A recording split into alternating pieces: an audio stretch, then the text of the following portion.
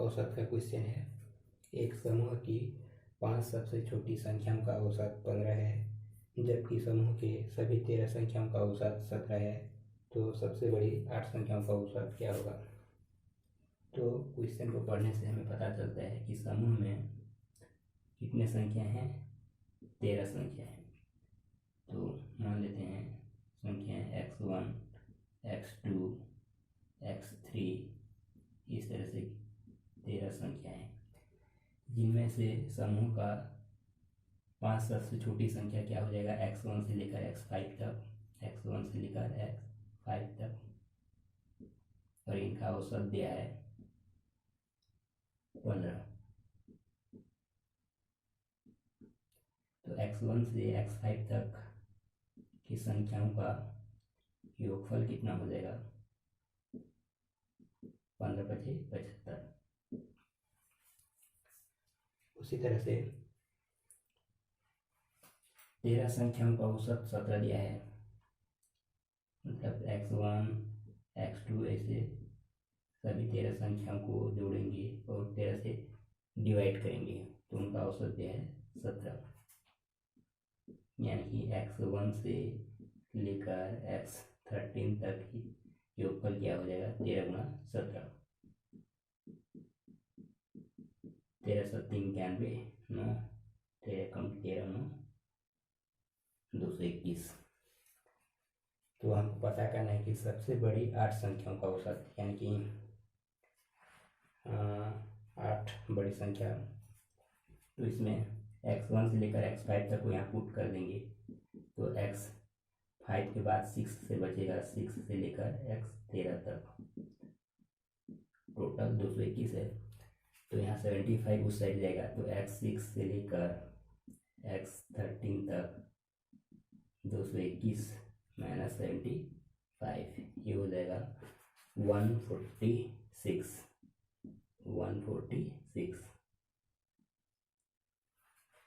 अब x6 से x13 तक 8 संख्या होंगी, 6, 7, 8, 9, 10, 11, 12, 13। तो इनका औसत 8 संख्या है, इनका औसत 8 से डिवाइड करेंगे तो ये आ जाएगा 8 × 8 = 6, 14 66, 8 × 8 = 64, बचेगा 2, पॉइंट लगेगा, 2 1 कम, 2 चौकी 1/4 यानी 25। ऑप्शन क्या हो जाएगा, 18.25। क्वेश्चन है, निम्न में कौन सी अपरिमेय संख्या है। तो अपरिमेय संख्या वह होगा जो रूट के अंदर में बच जाएगा। जैसे कि अपन 3√64 को लिख सकते हैं 3, 4, 4, 16, 64, बाहर 3 है, ये 3 का जोड़ी तो ये 4 बाहर आ जाएगा, जो कि रूट के अंदर नहीं है, तो ये नहीं हो सकता, ये परिमेय है। उसी तरह से 64, 64, यहाँ कुछ नहीं मतलब 2 है, तो इसको 8 × 8 = 64, बाहर 2 है, 2 का जोड़ी बन के ये 8 बाहर आ जाएगा। इस तरह से ये भी अपरिमेय नहीं हो सकता, परिमेय है। अब आते हैं 6√64, बाहर 6 है तो अंदर में 64 को 6 का एक जोड़ी बना के देखते हैं, 2 दूनी 4, दूनी 8, दूनी 16, दूनी 32, दूनी 64, बाहर में 6 है तो 3, 3 6 का जोड़ी बन रहा है तो 2 बाहर आ जाएगा। इस तरह से ये भी अपरिमेय संख्या नहीं है, यानी कि परिमेय है। अब 64 को यदि आप ब्रेक करोगे तो ये बाहर में 4 है, तो 64 को आप 4 के ग्रुप में ब्रेक नहीं कर पाओगे।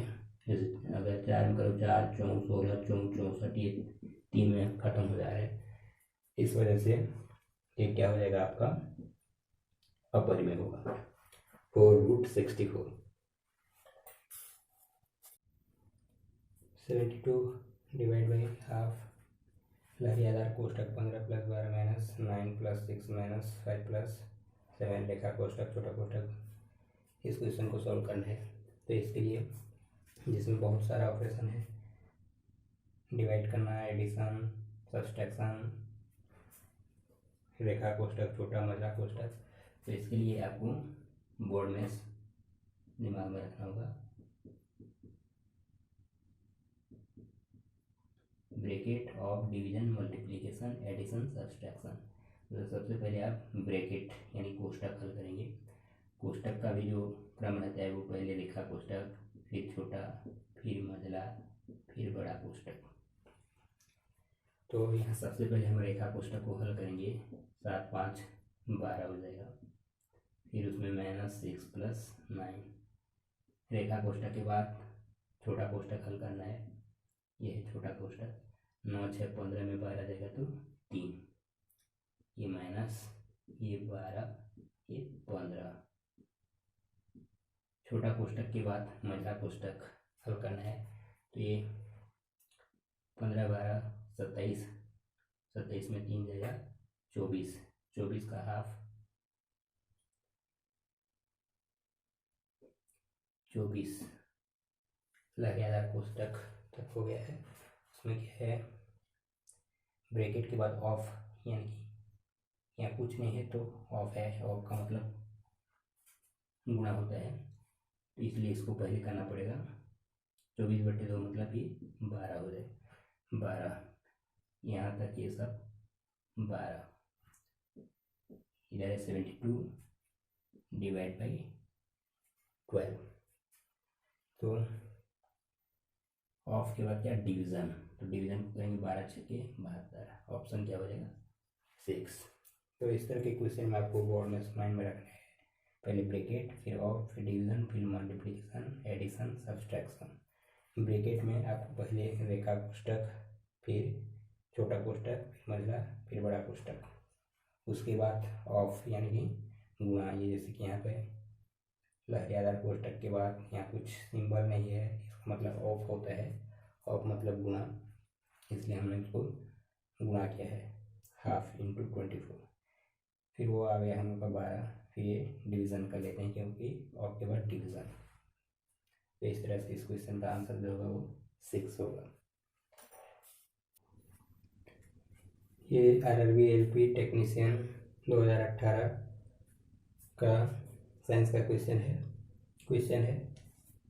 यदि M1 किलोग्राम द्रव्यमान पर 5 न्यूटन का बल लगाने पर 10 मीटर स्क्वायर 10 मीटर पर सेकेंड स्क्वायर त्वरण उत्पन्न होता है।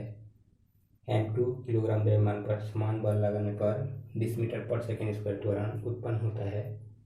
यदि दोनों द्रव्यमान पर एक साथ समान बल लगाया जाए तो त्वरण क्या होगा। तो हम यहाँ पर M1 और M2 को फाइंड आउट पहले करेंगे। M1 M2, तो हमें पता है फोर्स इक्वल टू MA। तो यहाँ से फर्स्ट में न्यूटन फोर्स है 5 न्यूटन। मास पता करना है। एक्सेलरेशन फर्स्ट केस में दिया है 10 यहाँ से इस साइड आ जाएगा, तो मास हो जाएगा 1/2 किलोग्राम।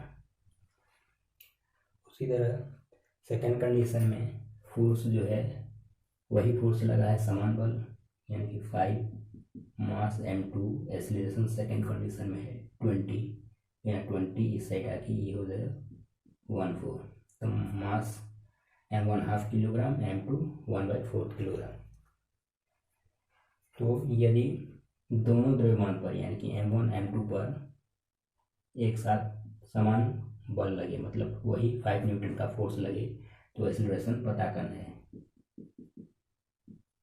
तो फोर्स वही 5 न्यूटन का ही लग रहा है। मास हो गया हम लोग का M1 + M2। एक्सेलरेशन पता करना है। ये M1 कितना है, 1/2 + M2 कितना है 1/4। एक्सेलरेशन पता करना है। तो ये 5 1/2 बाहर आ गया, तो यहाँ 1, यहाँ 1/2 बचेगा। 1/4 का 1/2 बाहर आ गया, तो ये एक्सेलरेशन हो जाएगा। ये आपका 5 3/2 हो जाएगा। 2 एकम 2, 1 3/2, 3 एकम 3/4। फिर ये पलट जाता है 5 डिवाइड का मल्टीप्लीकेशन 3/4 का 4/3, ये हो जाएगा 20/3, यानी कि डिवाइड करने पर 6.66 आता रहेगा। एक्सीलरेशन है मीटर पर सेकेंड स्क्वायर, ऑप्शन 1 6.67 मीटर पर सेकेंड स्क्वायर।